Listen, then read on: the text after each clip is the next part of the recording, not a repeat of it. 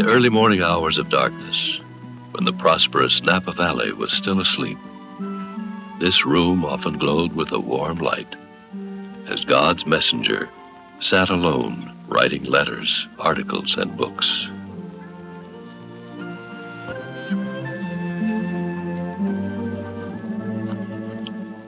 But what about Ellen as a person?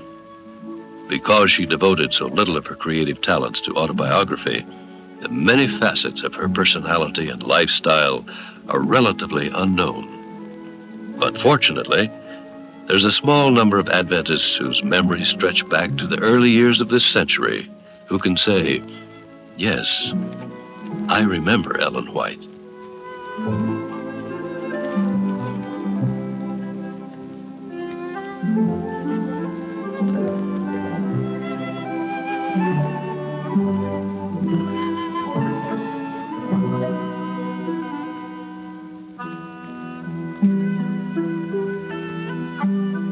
As you read the writings of Ellen White, affectionately referred to by Adventists as the Spirit of Prophecy, one fact becomes immediately obvious.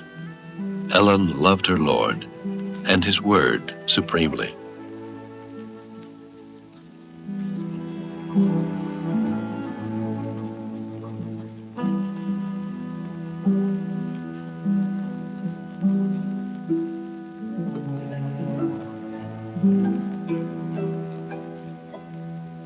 My name is Evelyn Grace. They wanted me to have the same initials as grandmother, but I didn't keep the white too long. The Sabbaths that we enjoyed the most was the Sabbaths when grandmother was going to speak, maybe in Napa or Calistoga, or some of the churches that would take an early morning drive. We went with horse and carriage then. We got up early. My mother would know Friday before that grandmother was going to speak somewhere else, and she would put up a nice lunch. Now, we could have been invited to people's homes, but when Ellen White spoke, she used a great deal of energy, and she needed to relax after she spoke, which she could do with the family and not with strangers or in other people's homes. So we would take a nice lunch, and if it was a warm day, we'd find a place by a stream that was nice and shady. We'd unhitch the horse,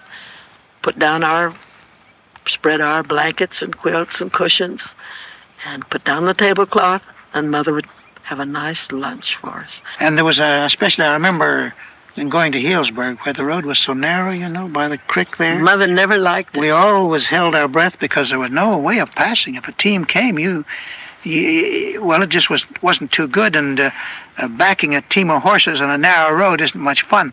We loved to hear her speak, and she used a great deal of energy when she spoke. You didn't go to sleep when Ellen White spoke. It was so unusual to hear see a woman at that age with such a wonderful voice, penetrating voice, and a musical voice. It was remarkable. Yes, I knew Sister White in this way. I heard her preach once and saw her, of course. It was in Boulder, Colorado, at the camp meeting in 1909. In a building with an iron roof right at the base of the Red Rocks there. It's on the campus of the University of Colorado. And she was there. I suppose there were 200 Adventists, and maybe the rest of 1,000 people or 800 people were just people of the town, people of various denominations that wanted to see the Adventist prophet. I can remember when she came on the grounds in a surrey drawn by 2 horses, and Willie White, her son, was with her, and Miss McIntyre, her companion and nurse. And the meeting that night, she preached to us. I was sitting at her left hand, about, 15 feet from her. Could see her plainly, of course, right there. Platform was about a foot and a half high. And she had this big, thick Bible. She was preaching faithfully, giving God's message. And I was interested. It was interesting. She was just a dear, sweet Christian mother or grandmother telling us what we ought to do. Just as she started to talk to finish off, it started to rain on that iron roof, and you can imagine.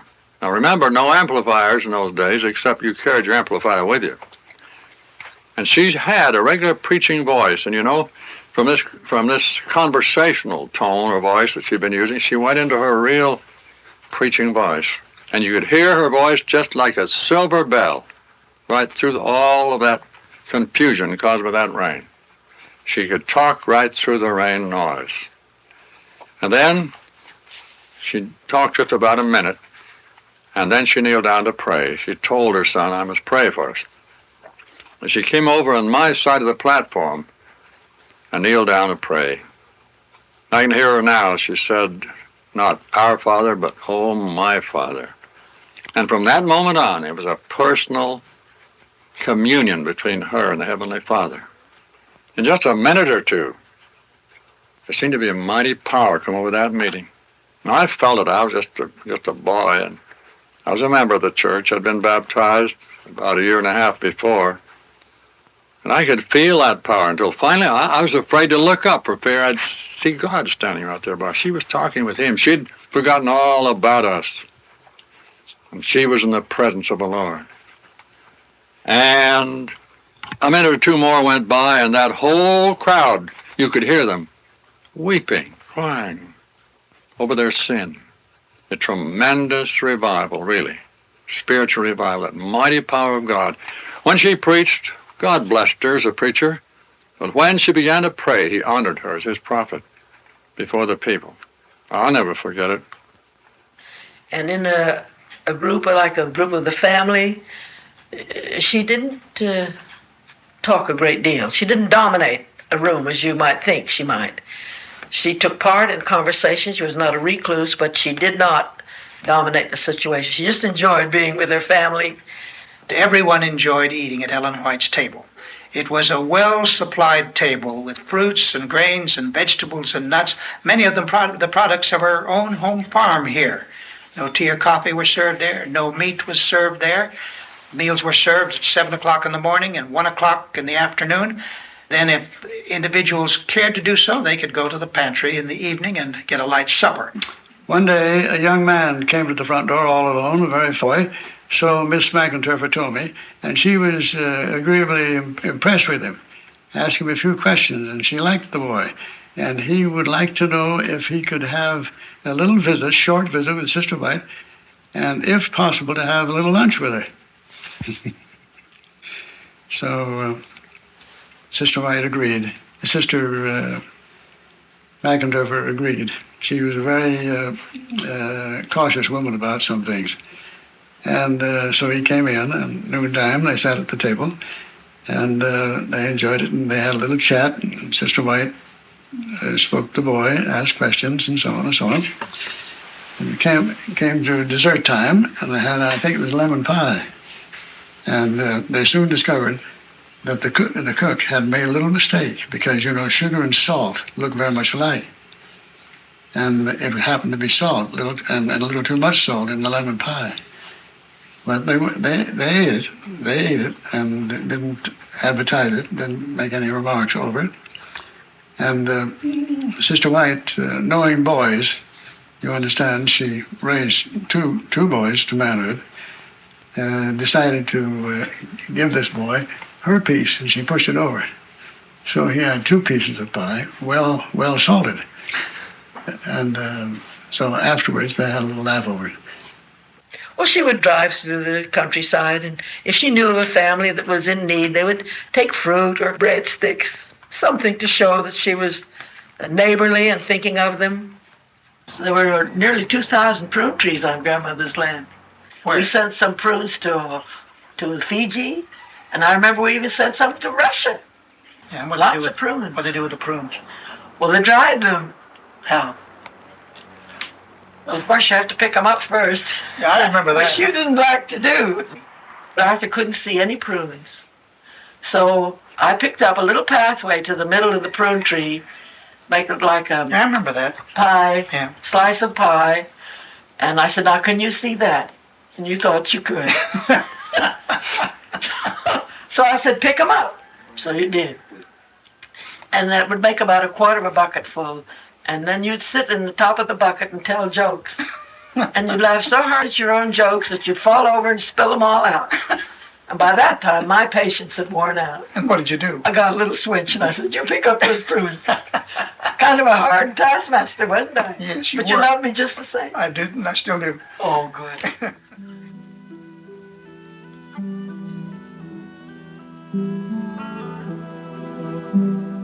Have you ever wondered how Ellen made her clothes appear attractive and feminine? Photographs of the early 1900s lack enough clarity to answer such questions, let alone reveal whether the subject was serene or quick-tempered, somber or quick-witted. I once was bold enough to ask if any here, Miss McIntyre and so on, ever heard Sister White scold anyone. Or was she ever upset, as we say, frustrated, disturbed? And the answers were all no. Well, just once that I remember, personal advice for me was when I was a teenager. My closest friend was one of the doctor's daughters, and she had nicer clothes than I had, which didn't bother me very much, except I wanted them as short as hers were. They came to her knees, not quite. And we were visiting grandmother, my mother and I, and she looked at me, and we were standing by her chair there, her writing chair, and she looked at me and she said, "May, Grace is getting to be a big girl now. Her dresses should be a little longer." And that's the last thing I wanted. I wanted them to stay short, like my friends' dresses, but they got longer. She had a silver pin with a little flower engraved in it, and little silver knobs all around it to decorate it. She also had a cameo. She had several pins that she used. She did not seem to be against, what shall I say, utilitarian jewelry, if she could call it that. I wouldn't really call it jewelry or not. She was not against that. And she also wore her watch, which was a Swiss watch, and they made a little pocket in her coat for it. And there was a chain made of her own hair that they in Switzerland wove for her. The end was silver with a few silver links, then her own hair, and then the little chain went through and then over into the pocket on the side. That sort of broke the monotony of the front of her dress, but she did have all these little buttons down the front and a nice brooch at the throat. We were always interested because the folds were black from these gray mothers, but of course they turned gray later. Well, one of them had a little colt, and her mother wanted to see it, but it was raining. And as she was preparing to go, Miss McIntyre said, "Oh, you mustn't go out, Mother." Now, Miss McIntyre was no relation, but she called her mother. "You'll get your feet wet." "Oh," she says, "I have my galoshes." "Yes, but it's raining. You'll get wet." "Well, I have a raincoat and an umbrella." And whatever Miss McIntyre said, Grandmother had a good answer for her. And she went out and saw She wasn't easily stopped when she... Well, she wasn't afraid of snow or rain.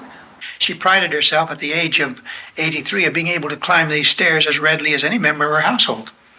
Well, Brother James told me that she was, as he put it, the soul of wit. Said she never was silly in anything, but she was quick on the trigger and seeing points, and laughing about it. She believed a good laugh was good for the soul as well as for the body. And she'd pick up things quickly. And if you look for it, you can see a shadow of it in her writings in some places. Ellen White loved trees, and she loved particularly this old live oak tree. It grew to a point where the branches spread clear out almost to the house. And one day, my father came out of the office door and noticed that his mother was standing by the open window, looking out at the tree pensively, and He came over to the window and he said, "Mother, what is it?" He thought perhaps she was heavily burdened with some problem, and she said, "Well, Willie, I was just wondering whether we were going to have to move the house or whether we were going to have to move the tree." You know how it is when you get through speaking and you go out and the people stand and talk and stand and talk and pretty near wear you out. And the kids were getting a little bit rambunctious. And a bit restless, and someone mentioned something about their stubbornness. And James White looked over at Ellen and said to the people, "Well, you can see where they got it." And she responded, "Well, at least I didn't keep it like you did." And so... no, I never heard that one. You never heard that one? No. No. Books and magazine articles, letters of encouragement and guidance came from Ellen's pen in an incredible volume. In all, over 25 million words. What human mind could generate such a library with total unity of thought? The answer lies in the source of her inspiration, visions from God. About 2,000 visions were given to Ellen White during her 70 years of service. In the earlier years, these were often accompanied by physical phenomena. In the later years, the visions were usually given during the hours of the night. And the visions given to her in this home, and many of them were usually the visions of the night. It was in this room that Ellen White did very much of her writing. She would come to this room early in the morning, sometimes at midnight. Seldom did she remain in bed resting after a vision was given to her. So coming to the room, she would, after stirring up the fire and having a word of prayer, would be seated in a chair equipped with this lapboard and would do her writing in this corner, and she loved this corner. The story has grown up that when Ellen White was in vision, there was a supernatural light which could be seen from outside of the windows, but this is not sustained in fact at all. But working in this room very early in the morning, during those long, hard hours when the nurses at the sanitarium were found it difficult to work, they could look out of the windows where they were, or the porch at the sanitarium, and see a light in Ellen White's writing room, in this window over there, or this window here. And it was the lamp light, of course, in the room to supply her needs, and it gave them a good feeling. Sister White was working too during those hard hours, and they could work. This particular evening, when she retired early to her bedroom, she asked that the Lord would give her a good night's rest, although she felt very uncomfortable at the time herself. Her neuritis was bothering her, and her heart was acting up. And so she prayed the Lord would give her rest. When she first went to her bed, she turned this way and that way, trying to get her arm comfortable, but didn't seem to be able to succeed for some time.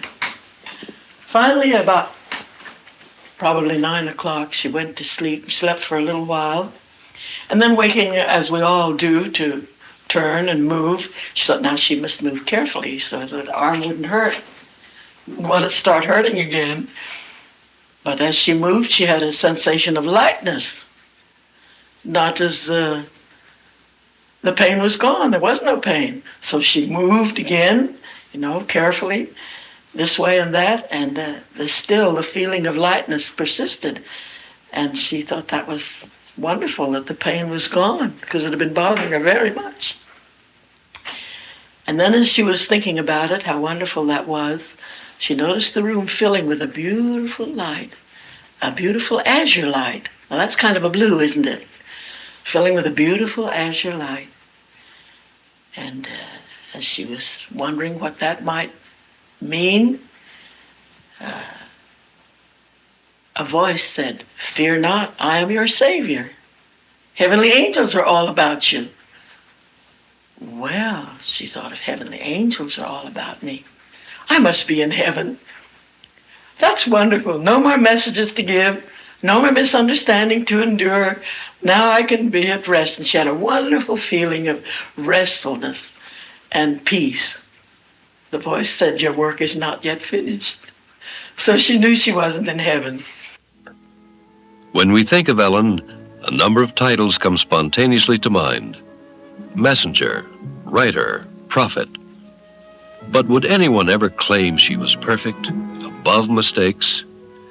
The Bible records the shortcomings of its heroes and heroines, and history records there were occasions when Ellen looked back and felt she had made errors in judgment, in contrast with errors in counsel. One time, James and Ellen White had their pictures taken, and they were to go into a book, The Eminent Self-Made Men of Michigan, in 1878. They paid for the steel engravings and so on. Later, they felt that they had used money perhaps that should have been used of some other way, and they published a confession in the Review. For 15 years, Ellen, her son Willie, and his family lived in the town of St. Helena, California. As their homes were a mere 3-minute walk apart, the lives of all were intimately entwined. Memories of Friday evening worship in grandmother's home are still crystal clear to Grace and Arthur, as also are the morning worships in their own home. So we usually had enough to have part singing, and Ellen White was very fond of music. We were just as quiet as worship as we were in church, not a word. And then my father would tell stories of the older days, or sometimes there would be a returned missionary staying over the weekend, and they would tell us the stories about their experiences. Then after worship, we'd sung a hymn. Then we'd each get our Bibles and we studied the Sabbath school lesson. Then we could ask questions. Then we could move about, and we each took turns reading, answering a question. So we were involved in the after activity. Then for the younger ones, they played Bible games, and the adults played with them. We all did the same thing together. The little folks sat still while the adults had what they enjoyed, and then they joined in with the activities that we enjoyed. We were never pushed off into the corner. We were always a unit, a family, doing things together. Mother said to my father, well, we'll have a short worship this time, because it's a little late and the children have to be to school. And they had had breakfast still, you see. So he said, my father was very deliberate. He said, I shall read a psalm. So Mother just sat down. He's going to do what he wants to do. So he read the psalm that has 2 verses. We had a wonderful time on Christmas. We took us weeks preparing the things we children at our house. The Christmas trees were always at our house because there was always so much company here, and there wasn't a room that could be set off for just a Christmas tree. And we went out into the woods and found the best tree we could find, the most perfect one. It took us days to hunt through the woods to find it. We could go through grandmother's forest, and we also had access to some of the others that you do not now. And when we get just the tree that we liked, then we'd mark it. And then when it was nearly Christmas time, we'd cut it and bring it and put it in the 3rd floor bedroom upstairs, which was 12 feet high, the ceiling. And the tree went to the ceiling. As Ellen came to the close of her life, she did all she could to see that her personal finances were left in good order. But she had given so generously there was little left, despite the considerable royalties from her books over a span of 70 years. When her will was probated in Napa Court, a 3-man committee was assigned to assess the value of the estate. It was the manuscripts they found most difficult to value.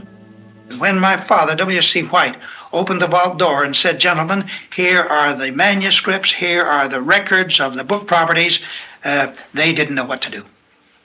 They had to think in terms of what could you sell this for tomorrow at an auction. And so while there was a very large investment there, they just arbitrarily wrote down $40,000. And this, with the other assets, made some $64,000 in actual assets, and there were obligations of $96,000.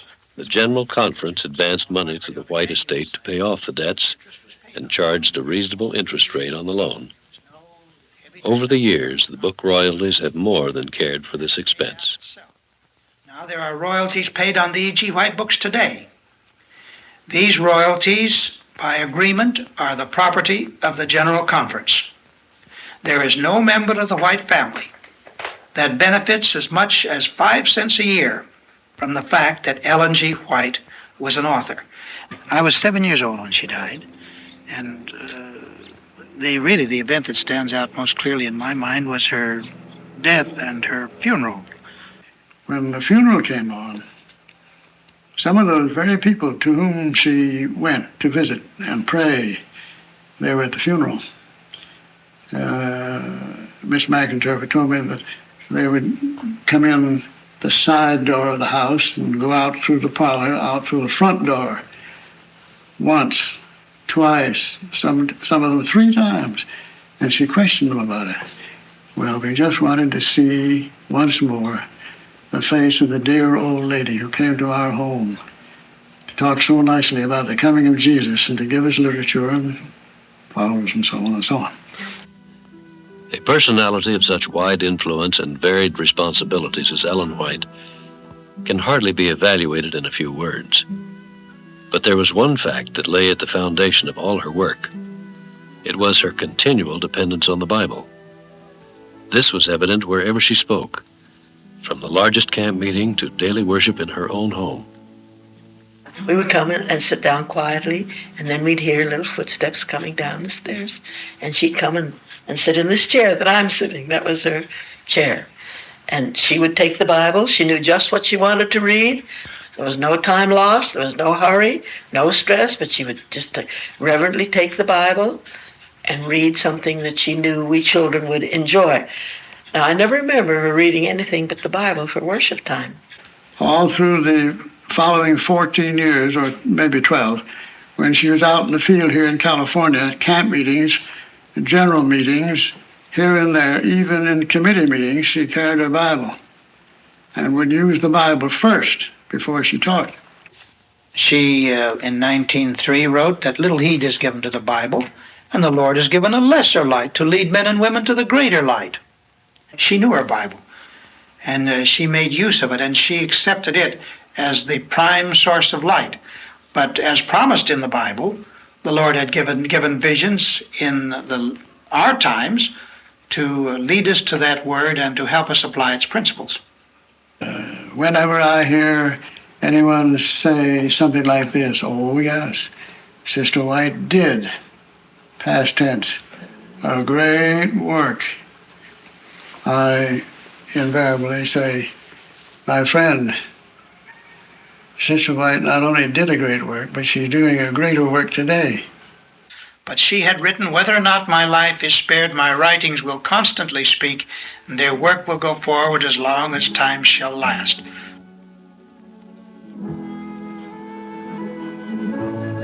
Through the memories of Ellen's contemporaries, there emerges a portrait of a delightful Christian woman, one who was warm in her personal contacts, ever thoughtful of others' feelings, one who had a keen sense of humor, and was proud to walk the stairs of her home unaided, even at the age of 80 years. One who was always ready to help a neighbor, generous and full of faith in the Lord's work, thrifty and industrious in her own home, but above all, totally committed to her task as the Lord's messenger and totally convicted of his imminent return. She has been at rest for some decades, but her writings continue to speak.